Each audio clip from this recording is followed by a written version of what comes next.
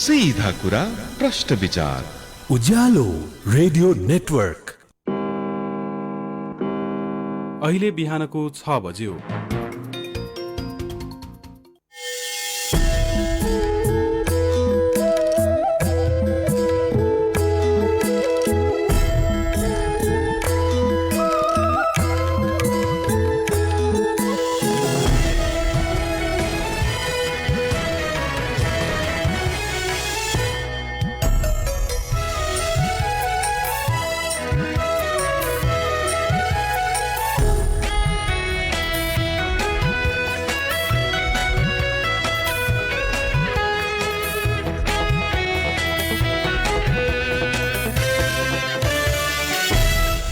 नमस्कार तथा सुप्रभात। उज्यालो रेडियो नेटवर्कसँगै उज्यालो अनलाइन र मोबाइल एप्लिकेशनबाट एकसाथ प्रसारण भइरहेको काया कैरनमा तपाईंलाई साथी मदन पौड्यालसँगै दिपा तिमल सिन्हाको स्वागत छ।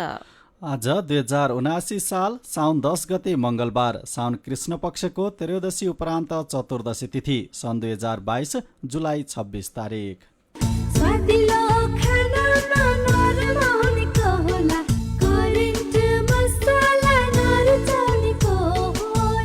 काया कैरनको साथमा करेन्ट मसला र करेन्ट चिया, स्वादको झट्का। काया कैरन सुरु गरौं मुख्य खबरका शीर्षकहरूबाट। अनलाइन प्रणाली व्यवस्थित नहुँदा हैरान खेप्दै सेवाग्राही, राहदानी, लाइसेन्स, राष्ट्रिय परिचय पत्र, शैक्षिक प्रमाणपत्र लगायत बनाउन घण्टौं लाइन बस्नुपर्ने बाध्यता। गाउँ गाउँसम्म फैलिँदै लागु औषध दुर्व्यसनीको जालो, लागु औषधको ट्रान्जिट बन्दै कैलाली र कञ्चनपुर। पछिल्लो 1.5 महिनामा विद्युत प्राधिकरणले 4 अर्ब रुपैयाँ भन्दा धेरैको बिजुली भारतलाई बेच्यो। भारतीय बजारमा बिजुली बेच्दा प्रति युनिट झण्डै 85 पैसा सेवा शुल्क तिर्नुपर्ने। म्यानमारमा 4 जना प्रजातन्त्रवादी अभियन्तालाई मृत्युदण्ड, सैनिकको विरोधमा गठन भएको छाया सरकारद्वारा निन्दा। र 20 वर्ष मुनिको साफ च्याम्पियनसिप फुटबलमा नेपालको विजयी सुरुवात, मालदिप्स 4-0 गोलले पराजित। वैदेशिक रोजगार न्याय सम्बन्धी जानकारी। वैदेशिक रोजगारमा जाने व्यक्ति ठगिएमा वा शोषणमा परेमा वैदेशिक रोजगार विभागमा वा आफ्नो जिल्लाको जिल्ला प्रशासन कार्यालयमा निवेदन दिनुपर्दछ। वैदेशिक रोजगार ठगी गर्ने व्यक्तिलाई 3 वर्षदेखि 7 वर्षसम्म कैद र 3 लाखदेखि 5 लाख रुपैयाँसम्म जरिवाना सजाय हुन्छ। वैदेशिक रोजगारमा ठगिएको व्यक्तिले बुझाएको रकम र त्यसमा थप 50% हर्जना सहितको रकम पीडकबाट फिर्ता पाउँछन्। वैदेशिक रोजगार ठगीको विषयमा जहिले पनि उजुरी लाग्दछ। क्षतिपूर्तिसँग सम्बन्धित उजुरी 1 वर्षभित्रमा दिनुपर्दछ। वैदेशिक रोजगारमा जाँदा लाग्ने खर्च मेन पावरमा बुझाइ भरपाई लिएमा न्याय पाउन सजिलो हुन्छ। वैदेशिक रोजगारीको सिलसिलामा ठगिएमा वा उद्धार गर्नु परेमा वा बेचबिखनमा परेमा वा तलब नपाएका कारण कानुनी सल्लाह र निशुल्क कानुनी सहायता चाहिएमा पिपुल फोरमको फोन नम्बर 01 44 23 973 मा सम्पर्क गर्न सकिनेछ। आइरेक्सको सहयोगमा मानव अधिकारका लागि जनमञ्च, पिपुल फोरम काठमाडौँ, नेपाल। थोरै बचत धेरै कायदा, बीमाका छन् फाइदा। सरकारी स्वामित्व र बीमाको क्षेत्रमा विश्वसनीय नाम राष्ट्रिय बीमा संस्थान। जीवन बीमाका लागि आजै राष्ट्रिय बीमा संस्थान रामशाहपथ काठमाडौँ वा नजिकैको शाखामा सम्पर्क गरौँ।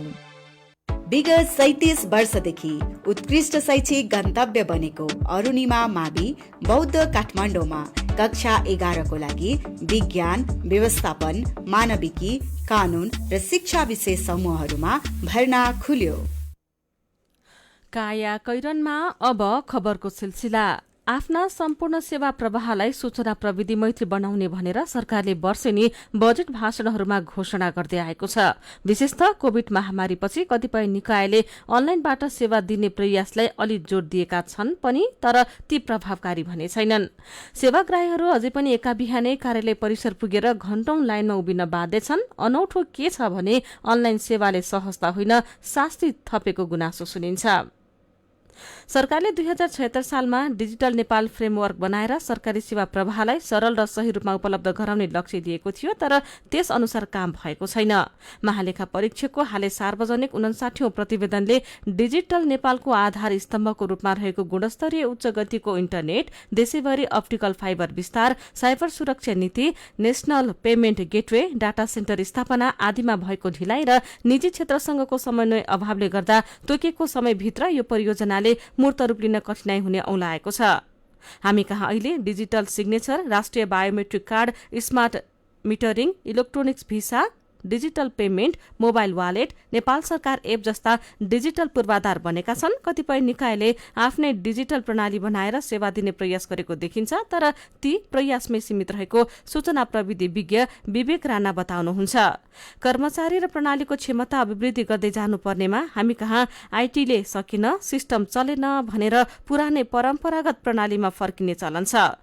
गएको फागुनमा यातायात व्यवस्था विभागले चालक अनुमति पत्र लाइसेन्सका लागि अनलाइनबाटै आवेदन दिन सकिने व्यवस्था गरेको थियो। त्यसरी आवेदन दिनेको संख्या धेरै भएर सर्भर नै नचल्ने भएपछि विभागले कार्यालय समयमा आवेदन दिन नपाइने सूचना निकाल्यो। बिहान र बेलुकाको समयमा मात्रै आवेदन दिन मिल्ने बनाइयो। त्यसपछि पुनः 24 घण्टा आवेदन दिन मिल्ने भने पनि चैतमा आएर विभागले देशभरका 21वटै यातायात कार्यालयका सेवा बन्द गर्ने घोषणा गर्यो। अत्यधिक चापका कारण सर्भरमा समस्या आएकाले सेवा बन्द गर्नु परेको विभागको भनाइ थियो।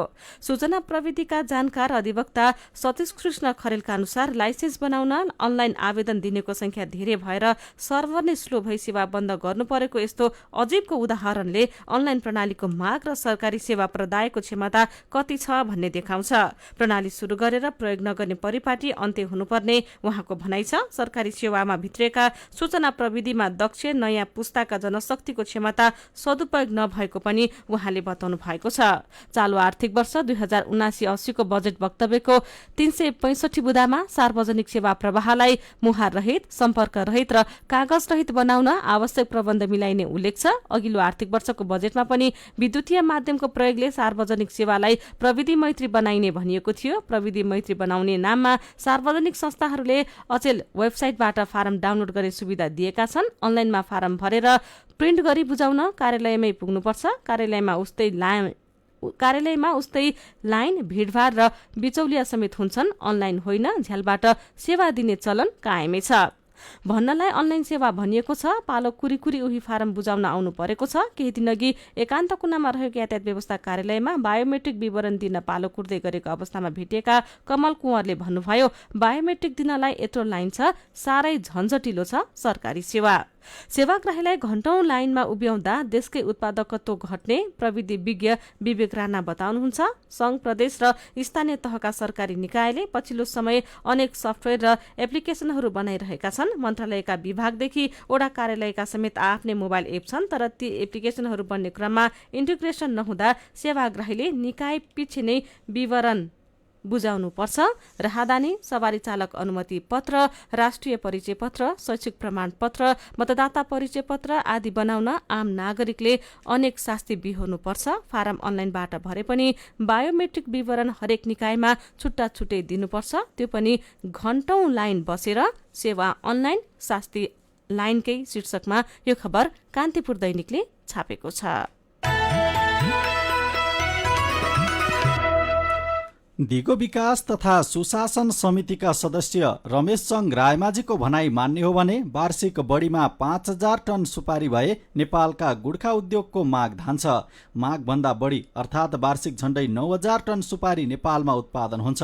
तैपनि नेपालमा सुपारी आयात अत्याधिक छ। समितिकै निष्कर्ष अनुसार नेपालमा धेरै परिमाणमा सुपारी आयात गर्नुको एउटै उद्देश्य हो भारतले सुविधा दिएको शून्य भन्सार महसुलको उपयोग गरी निर्यात गर्ने र नाफा कमाउने।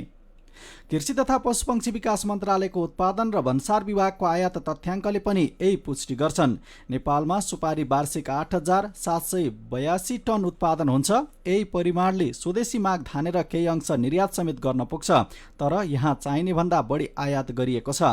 प्रधानमन्त्री शेरबहादुर देउवाले उद्योग वाणिज्य तथा आपूर्ति मन्त्रालयको जिम्मेवारी समेत सम्हालेका बेला सुपारी आयातका लागि बाटो खोलिदिनु भएको थियो, जबकि विदेशी विनिमय सञ्चित कम भइरहेको भन्दै सरकारले बालबालिकाका लागि खेलौनादेखि गाडीसम्मको आयात बन्देज गरेको छ।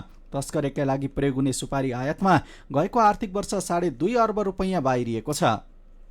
व्यापारीलाई मागे अनुसार कोटा दिन, उत्पादनमूलक उद्योगलाई औद्योगिक प्रयोजनका लागि आवश्यक पर्ने कच्चा पदार्थ, सुपारी, केराउ र मरिच पैठरीलाई व्यवस्थित गर्ने सम्बन्धी कार्यविधि 2078 लाई परिमार्जन गरिएको छ। मन्त्री परिषदले गएको माघ 10 मा स्वीकृत गरेको कार्यविधिले सुरुमा एक पटकका लागि बढीमा 200 टनको इजाजत दिन सक्ने अधिकार दिएको थियो। बिचौलियाको प्रभावमा चैत्र 17 मा कार्यविधि परिमार्जन गर्दै अहिले माग अनुसार दिएको छ। बिचौलीलाई माग अनुसार सुपारी कोटा दिन कार्यविधि नै परिमार्जन भएको हो। यसैबीच भारततर्फ निर्यात गर्न लागि 2,19,596 किलो सुपारी विराटनगर प्रहरीले रानी नाकाबाट गएको बिहिबार नियन्त्रणमा लिएको छ।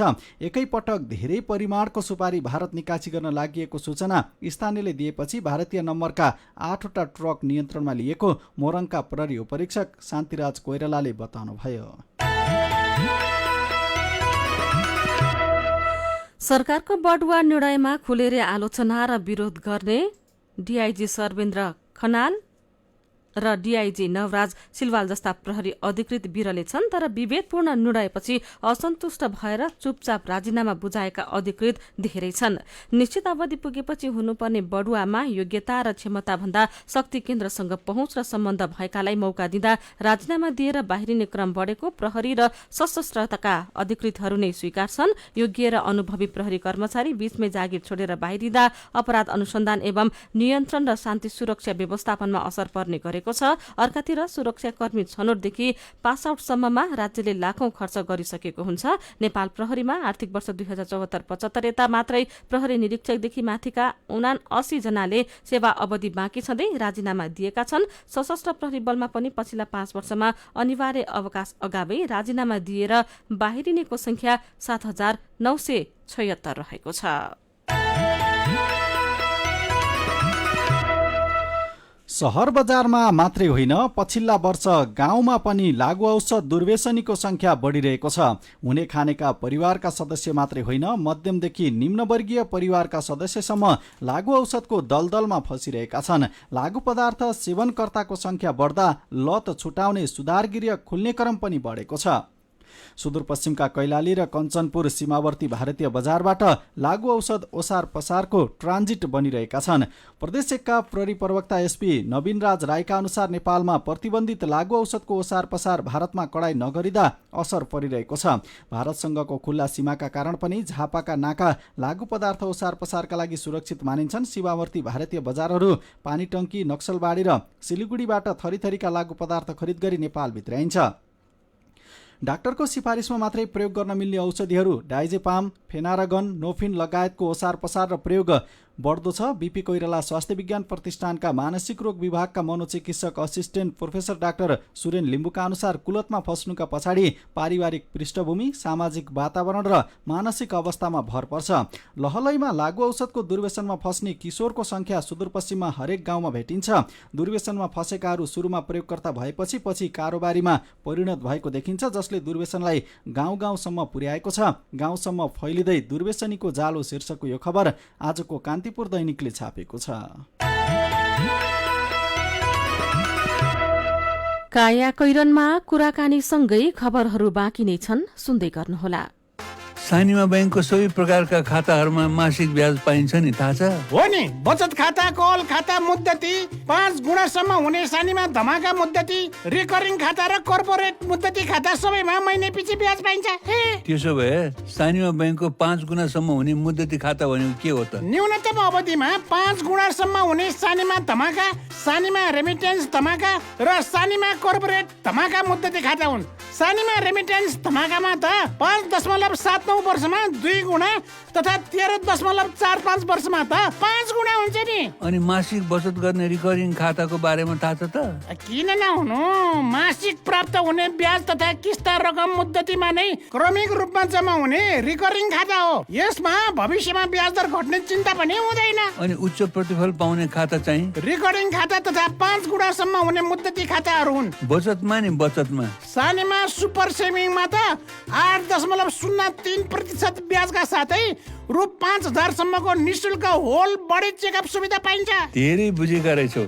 ल आजको अन्तर्वार्तामा तिमी पास भयो। मैले मात्र बुझेर भएन नि, जाउँ न सबैलाई बुझाउँ। एयरपोर्ट लाउन्जमा भिआइपी सुविधाका लागि निशुल्क प्रायोरिटी पास लिन पनि नछुटाऊ है। थप जानकारीका लागि नजिकैको शाखा वा 980119 मा सम्पर्क गर्नुहोला। सानीमा बैंक, सबल अनि विश्वसनीय बैंक।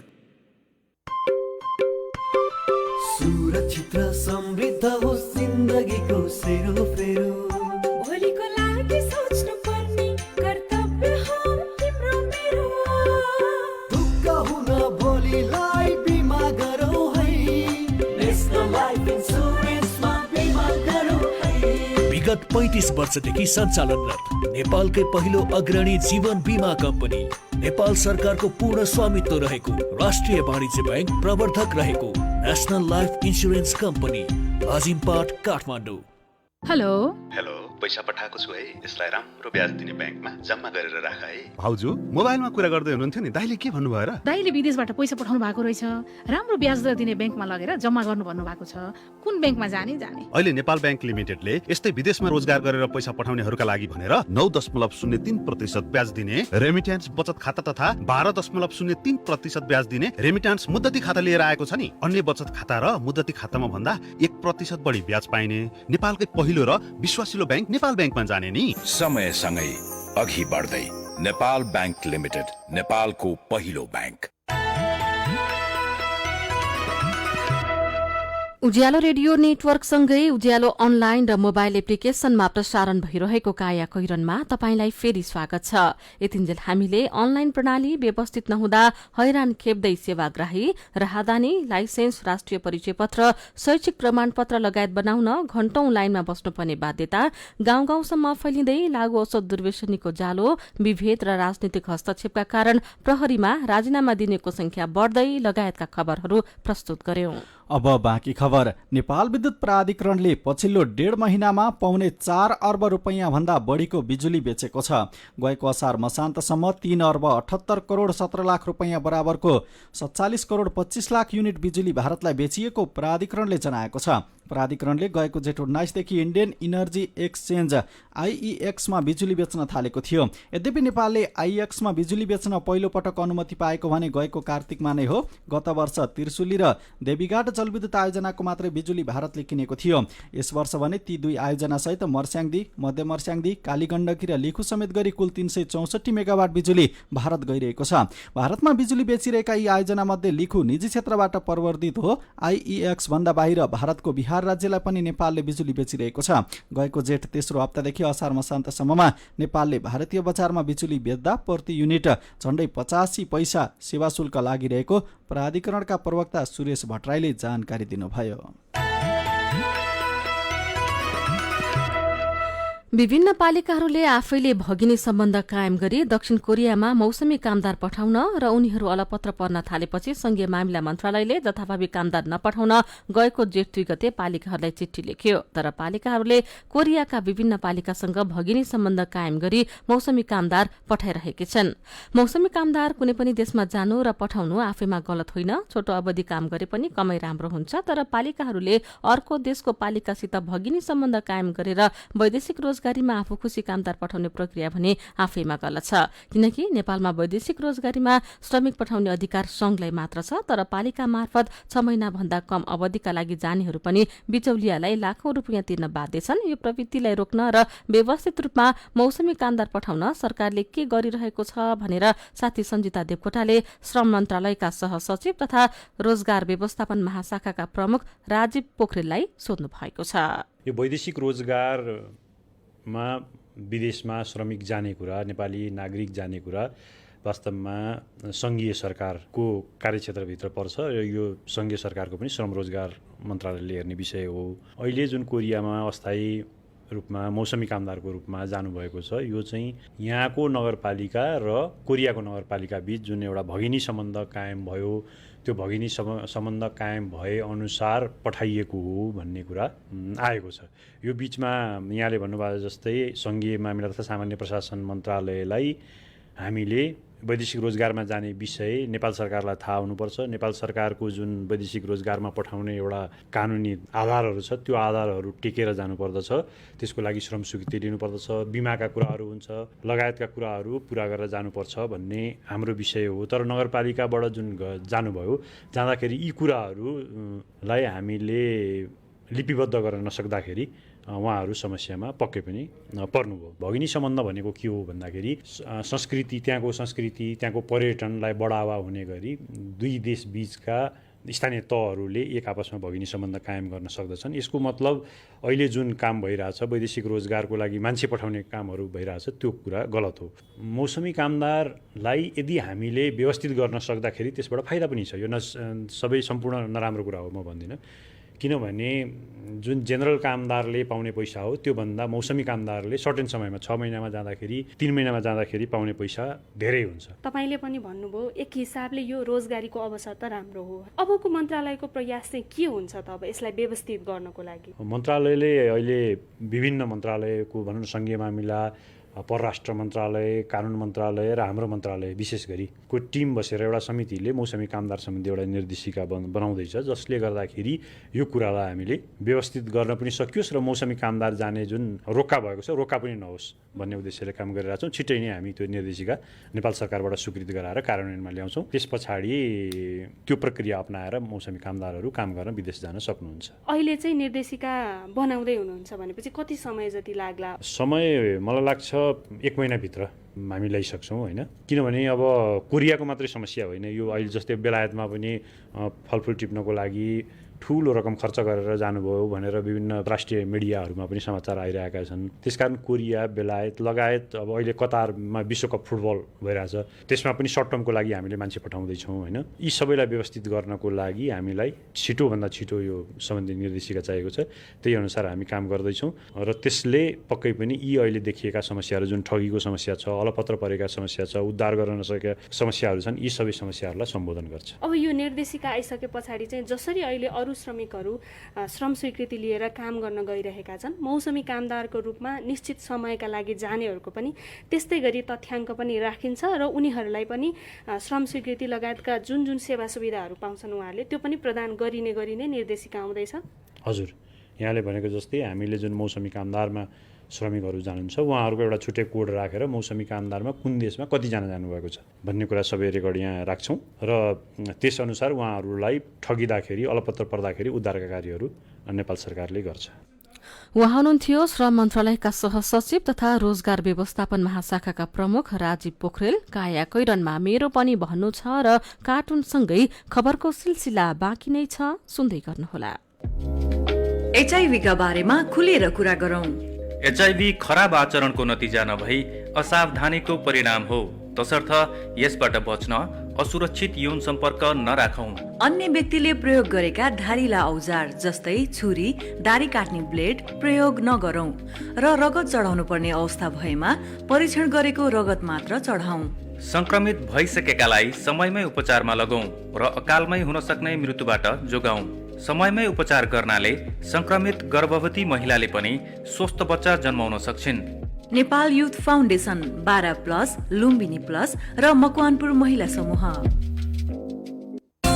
अन्तर्राष्ट्रिय स्तरको आँखा अस्पताल दृष्टि आँखा केन्द्र कलङ्कीमा बिना इन्जेक्सन मोतीबिन्दुको शल्यक्रिया, मधुमेहका बिरामीको पर्दाको परीक्षण तथा शल्यक्रिया, जलबिन्दुको उपचार तथा शल्यक्रिया, अल्छी आँखाको उपचार, साथै दृष्टि आँखा अस्पताल कलङ्कीमा नाक, कान तथा घाँटीको सम्पूर्ण उपचार तथा शल्यक्रिया सेवा।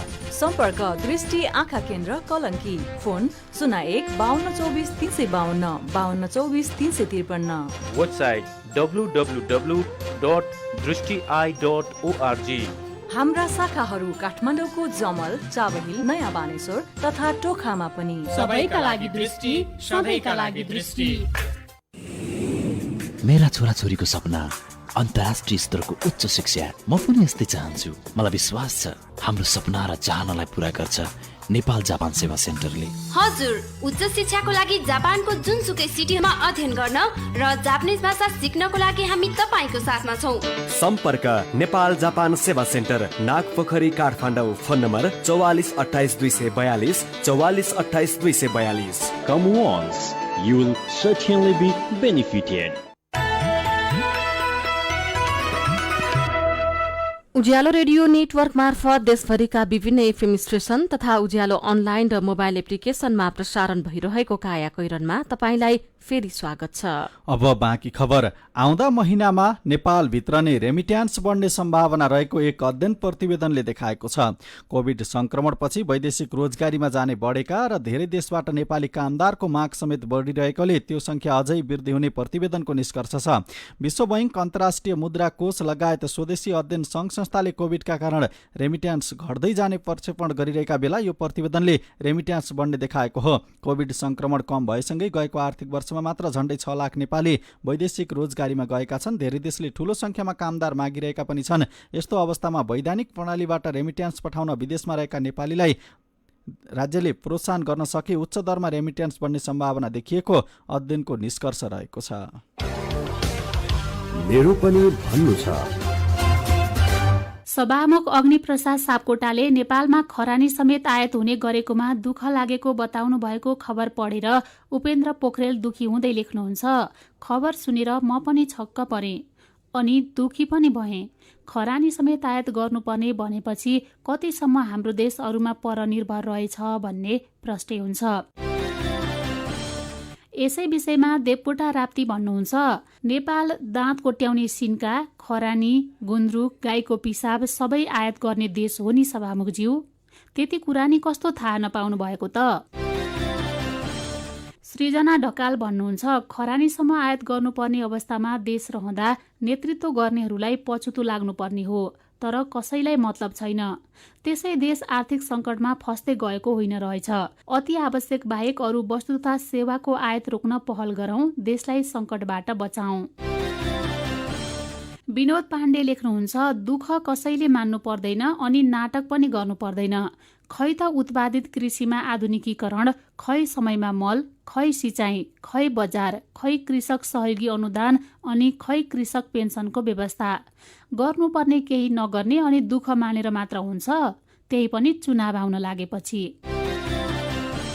अनि पछिल्लो समय जंगली च्याउको तरकारी खाँदा धेरै बिरामी भएका बारे टेकबहादुर पुलामी सुझाव दिँदै लेख्नुहुन्छ, एक छाक मिठो हुन्छ भनेर नचिनेको च्याउ कसैले पनि खाँदै नखानुहोला।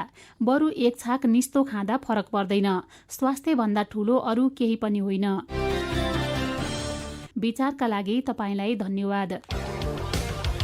मेरो पनि भन्नु छ। मेरो पनि भन्नु छ प्रस्तुत गर्दै हुनुहुन्थ्यो साथी जानुका दुवाडी। काया कैरनमा अब विदेशको खबर। म्यानमारको सैनिक सरकारले 4 जना प्रजातन्त्रवादी अभियन्तालाई मृत्युदण्डको सजाय दिएको छ। सन् 1988 पछि म्यानमारमा पहिलो पटक मृत्युदण्डको सजाय कार्यान्वयन गरिएको हो, तर उनीहरूलाई कहाँ र कहिले मृत्युदण्ड दिएको हो भनेर आधिकारिक रूपमा खुलाइएको छैन। संयुक्त राष्ट्रसंघका अनुसार सन् 1988 पछि म्यानमारमा पहिलो पटक मृत्युदण्ड दिएको हो। गएको जुन महिनामा सेनाले मृत्युदण्डको घोषणा गर्दा अन्तर्राष्ट्रिय समुदायले त्यसको निन्दा गरेका थिए। म्यानमारमा सन् 2021 मा सेनाले देशको शासन सत्ता आफ्नो हातमा लिएको थियो। आङ सान सुकीले नेतृत्व गरेको national league for democracy NLD को नेतृत्वमा रहेको प्रजातान्त्रिक सरकारलाई अपदस्थ गर्दै सेनाले सत्ता लिएको थियो। सैनिक कुको विरोधमा गठन गरिएको छाया सरकारले मृत्युदण्डको निन्दा गरेको छ। अब खेल खबर। 20 वर्ष मुनिको साफ च्याम्पियनसिप पुरुष फुटबल प्रतियोगितामा नेपालले मालदिप्सलाई 4-0 गोलले हराएको छ। भारतको भुवनेश्वरमा हिजो भएको खेलमा नेपालले मालदिप्सलाई 4 गोलले हराउँदै विजयी सुरुवात गरेको हो। जितपछि नेपालका मुख्य प्रशिक्षक मेघराज केसीले खेलाडीहरूले गरेको मेहनतको नतिजा देखिएको प्रतिक्रिया दिएका छन्। उनले मालदिप्ससँगको खेलमा व्यक्तिगत भन्दा पनि टोलीले नै उत्कृष्ट खेलेको बताए। च्याम्पियनसिपमा आयोजक भारतसहित नेपाल, मालदिप्स, श्रीलङ्का र बंगलादेश सहभागी छन्। नेपालले अर्को खेलमा भोलि श्रीलङ्कासँग खेल्नेछ। त्यस्तै भारतसँग आउँदो आइतबार र अन्तिम खेलमा बंगलादेशसँग मंगलबार खेल्नेछ। शीर्ष 2 टोलीले उपाधिका लागि प्रतिस्पर्धा गर्नेछन्। अब केही खबर संक्षेपमा। रामेछापको खिम्ती खोला रसनालु जलमापन केन्द्रमा जलसतहले सतर्कता तह पार गरेको छ। बाढी पूर्वानुमान महाशाखाले खिम्ती खोला तथा नदी तटीय क्षेत्रमा आज बिहानसम्म सतर्कता अपनाउन आग्रह गरेको छ। यस्तै गैराती कास्कीको घलेखर्क वर्षा मापन केन्द्र र आसपासमा ठूलो पानी परेको छ। घलेखर्क, पुरनचौर, भुर्जुङ खोला र आसपासको कमजोर भिरालो जमिनमा पहिरोको जोखिम हुन सक्ने भएकाले सतर्कता अपनाउन भनिएको छ। आज प्रदेशका 1-2 ठाउँमा ठूलो पानी पर्न सक्ने अनुमान गरिएकाले सतर्कता अपनाउन मौसम पूर्वानुमान महाशाखाले आग्रह गरेको छ। तराई मधेस द्रुत मार्ग फास्ट ट्र्याक निर्माण थालेको 5 वर्षमा निर्माणको प्रगति भने 21.18% मात्रै रहेको छ। सेनाले अबको 2 वर्षभित्र 79% निर्माणको काम सक्नुपर्नेछ। र नेपाल प्रहरीले अर्थ मन्त्रालयको सीसीटीभी फुटेजको हार्ड डिस्कको फरेन्सिक रिपोर्ट संसदीय विशेष छानबिन समितिलाई बुझाएको छ। काया कैरनमा अब पालो उखानको। थाप्लामा भारी, मुखमा सुपारी। उखानसँगै हामी काया कैरनको अन्त्यमा आइपुगेका छौं। आजका मुख्य खबर फेरि एकपटक। अनलाइन प्रणाली व्यवस्थित नहुँदा हैरान खेप्दै सेवाग्राही, राहदानी, लाइसेन्स, राष्ट्रिय परिचय पत्र, शैक्षिक प्रमाणपत्र लगायत बनाउन घण्टौं लाइन बस्नुपर्ने बाध्यता। गाउँ-गाउँसम्म फैलिँदै लागु औषध दुर्व्यसनीको जालो, लागु औषधको ट्रान्जिट बन्दै कैलाली र कञ्चनपुर। पछिल्लो 1.5 महिनामा विद्युत प्राधिकरणले 4 अर्ब रुपैयाँ भन्दा धेरैको बिजुली भारतलाई बेच्यो। भारतीय बजारमा बिजुली बेच्दा प्रति युनिट झण्डै 85 पैसा सेवा शुल्क तिर्नुपर्ने। म्यानमारमा 4 जना प्रजातन्त्रवादी अभियन्तालाई मृत्युदण्ड। सैनिकको विरोधमा गठन भएको छाया सरकारद्वारा निन्दा। र 20 वर्ष मुनिको साफ च्याम्पियनसिप फुटबलमा नेपालको विजयी सुरुवात, मालदिप्स 4-0 गोलले पराजित। र अन्त्यमा आजको कार्टुन। आज हामीले गजब छबा शीर्षकमा अविनले बनाउनु भएको कार्टुन लिएका छौं। कार्टुनले संसद बैठकमा नजाने सांसदहरूलाई व्यङ्ग्य गर्न खोजेको छ। यहाँ एकजना सांसद मजाले सुतिरहेका छन्। घाम उनी सुतेको कोठाभित्रै पसिसक्यो, तर पनि उठ्ने छाँट काट्ने छैन। यतिकैमा फोन आउँछ अनि उठाउँदै उनी भन्छन्, न विरोध न अवरोध, न घेराउ न नाराबाजी, किन जानु सांसद। आजको काया कैरन सकिएको छ। उज्यालो मोबाइल र अनलाइनमा प्रसारण भइरहेका रेडियो र अनलाइनका सामग्री भाइबरमा पनि उपलब्ध छन्। काया कैरनबाट प्राविधिक साथी सरोज थापासँगै हामी पनि बिदा माग्छौं। घर बाहिर निस्कने बेलामा मास्क लगाउन नबिर्सौं। नमस्कार।